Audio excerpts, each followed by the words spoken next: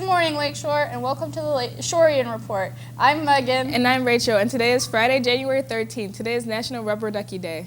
Calling all high school seniors 17 and up. How would you like to win a scholarship up to $10,000? Michigan First Credit Union invites you to participate in the Young Free Michigan Scholarship Competition. Prizes is up for grabs.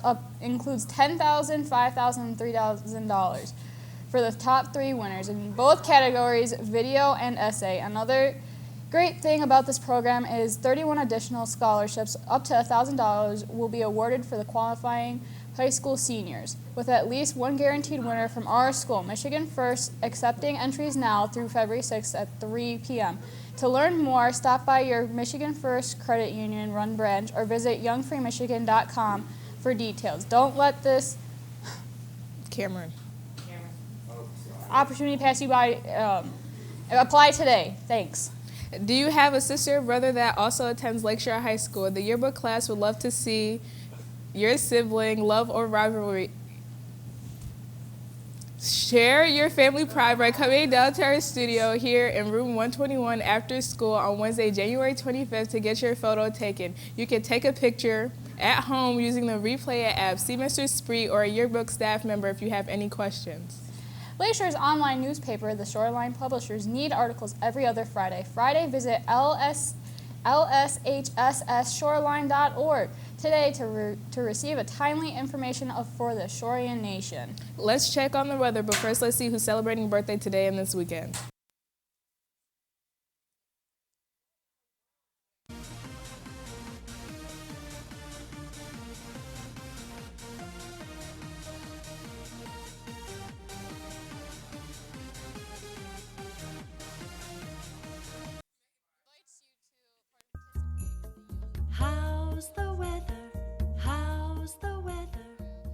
What up, Lakeshore?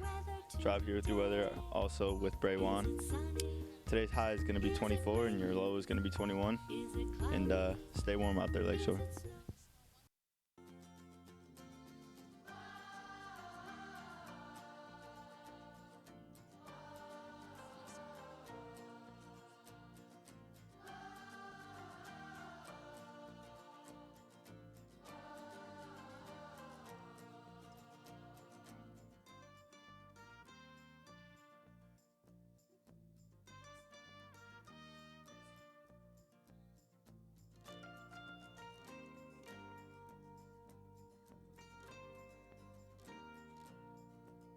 Hey there, Shorians. I'm Robbie here with all the sports from around Lakeshore.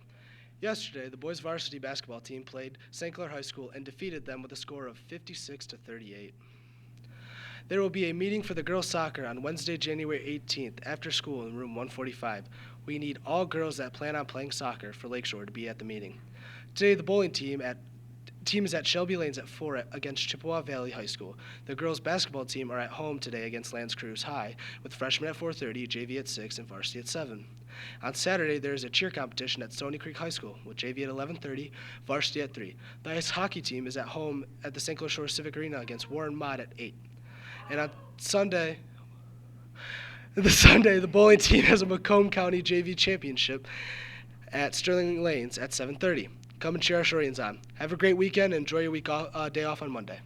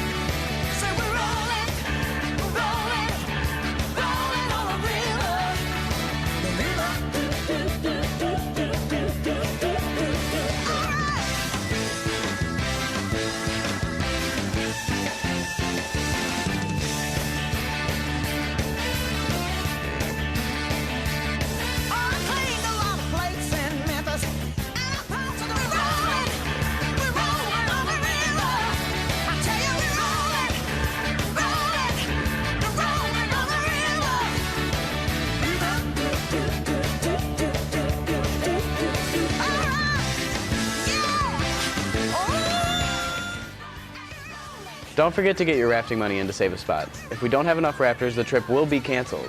Don't cancel. Get your money in now.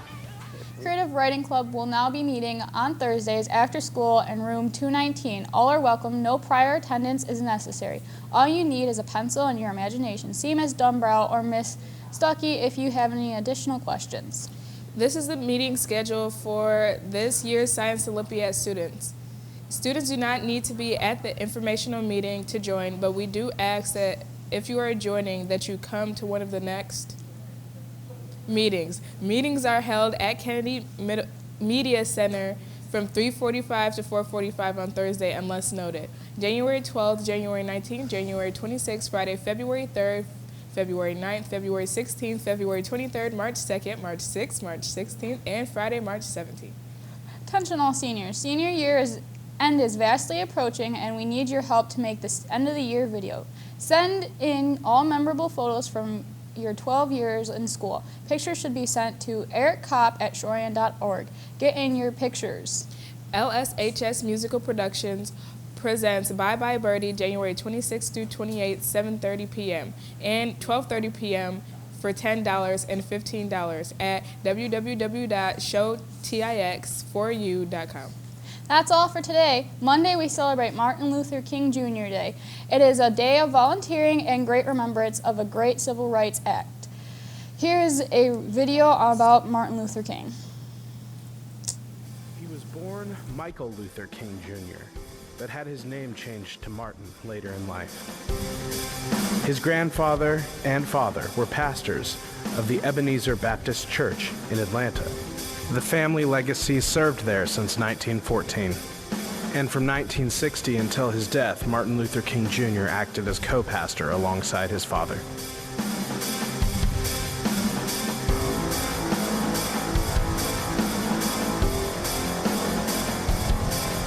Martin attended segregated public schools in Georgia, graduating from high school at the age of 15 after skipping 2 grades.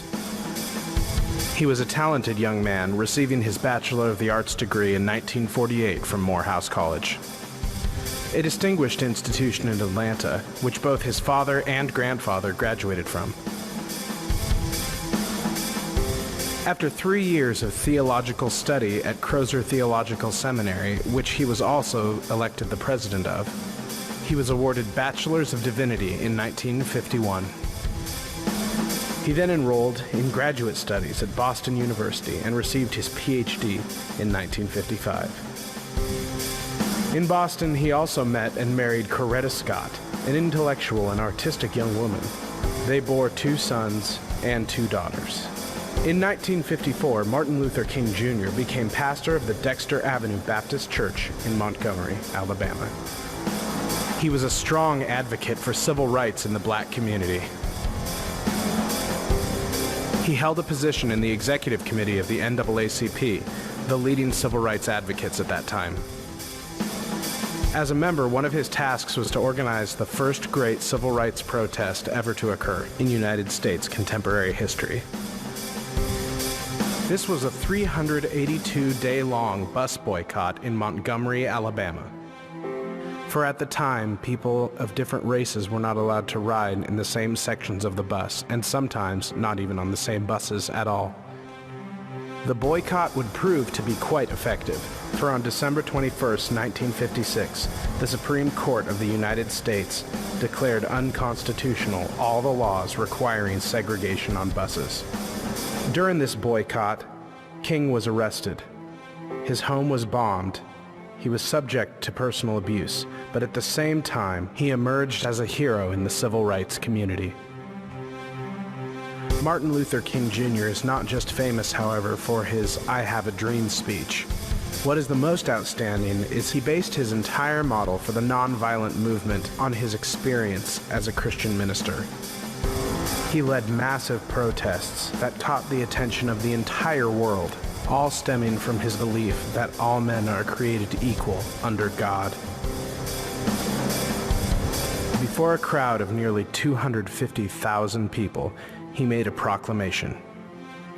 And that proclamation was that we should not be judged by the color of our skin, but rather by the content of our character. And his character was one of greatness, one that will be remembered in the history books as a man beyond reproach. A man who received the Nobel Peace Prize at the age of 35.